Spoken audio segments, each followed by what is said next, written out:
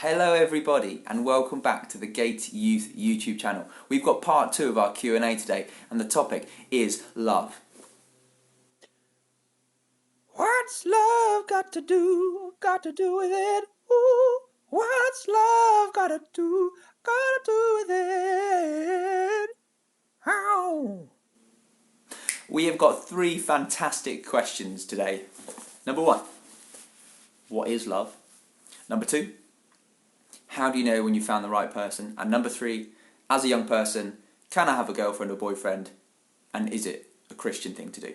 Brilliant questions. So guys, on to question number 1. So what is love?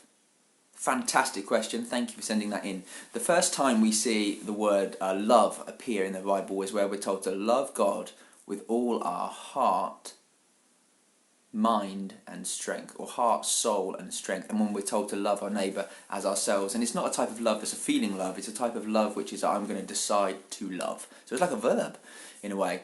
The Greeks also had 4 words for love. They had 4, groovy. We just have 1. Their first word was storge, which is a kind of natural instinctive love which you have with a family.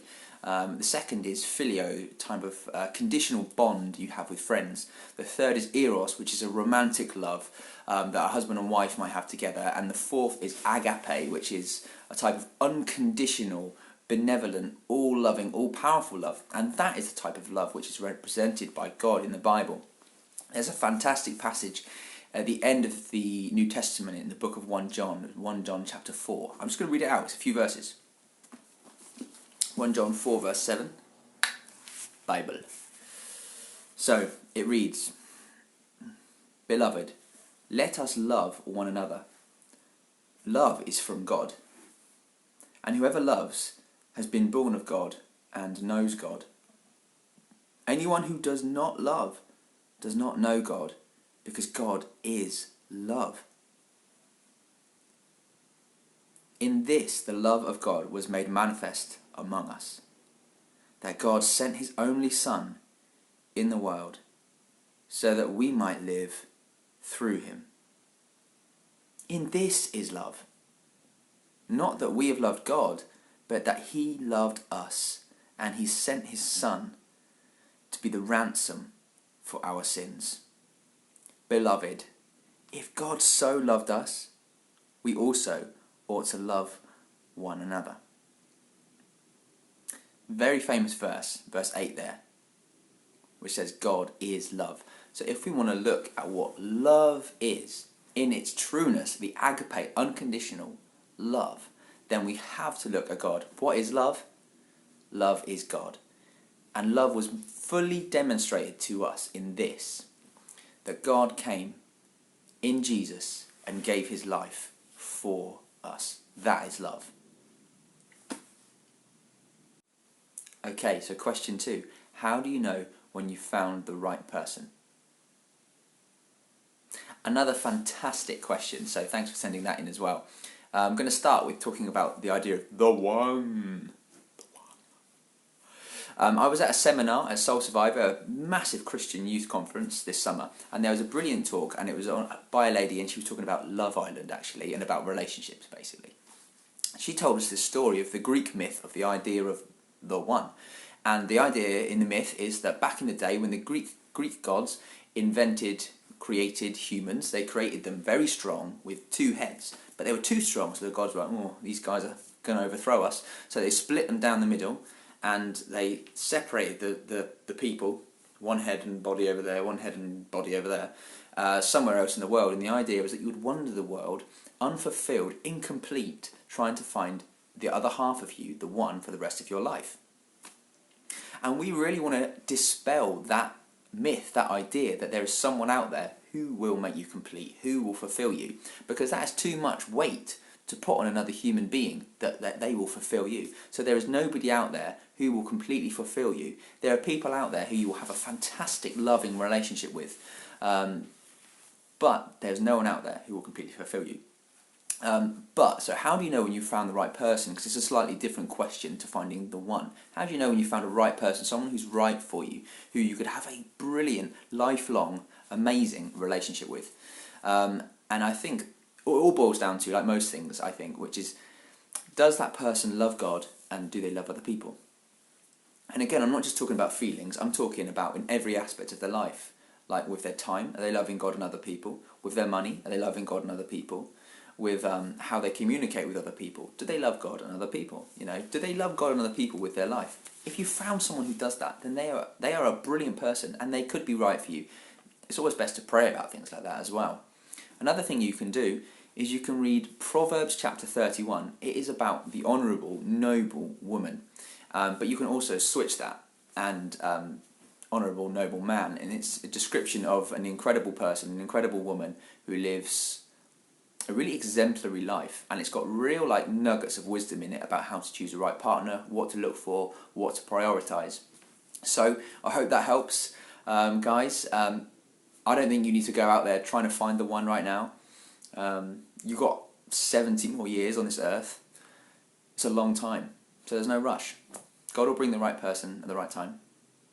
So, on to question 3. Okay, so question 3. As a young person, can I have a boyfriend or girlfriend, and is it a Christian thing to do? Really good question. So, personally, when I was younger, I had quite a few girlfriends. Probably from the age of 11 to 17. 1, 2, 3, 4, 5. 5 girlfriends. Most of which lasted about a week. And one of which lasted nearly a year. Oh no, 2 of which lasted nearly a year. The first 3 were a week.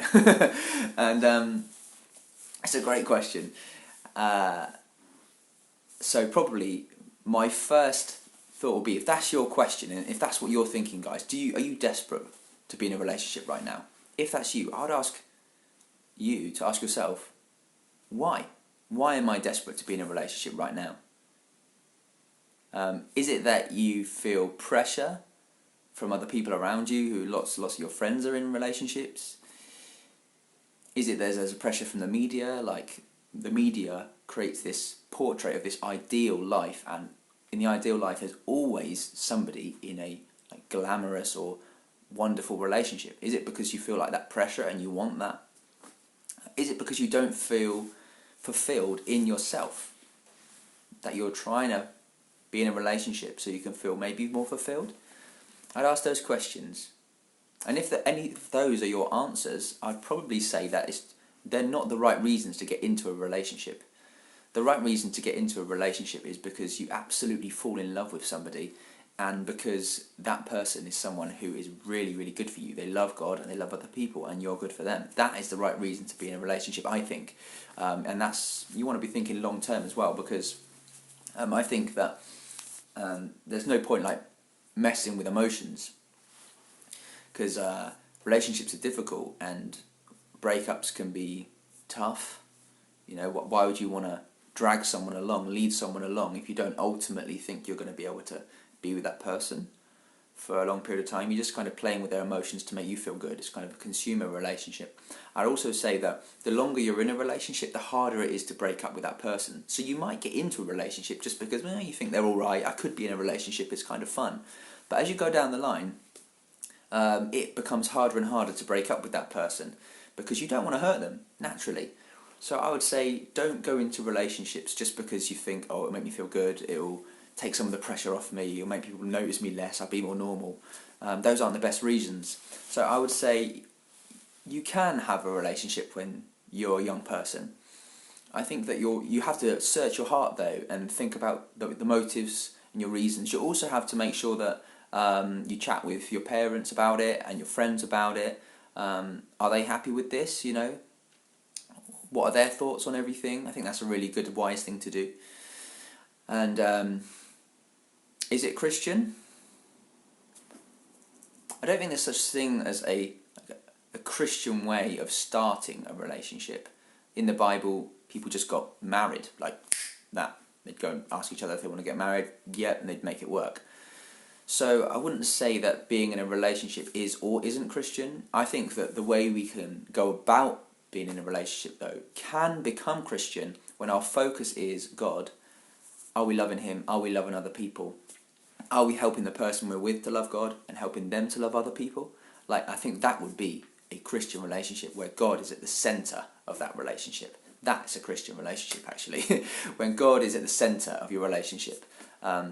Also, there's a verse in the Bible which says a three-stranded rope is harder to break. So if you're in a relationship and you involve God in that relationship as the central figure of that relationship, then actually your relationship becomes more strong, more stable. You've got a firm foundation to live in together. So I hope that was helpful, guys. I hope that was really helpful. There's some absolutely fantastic questions.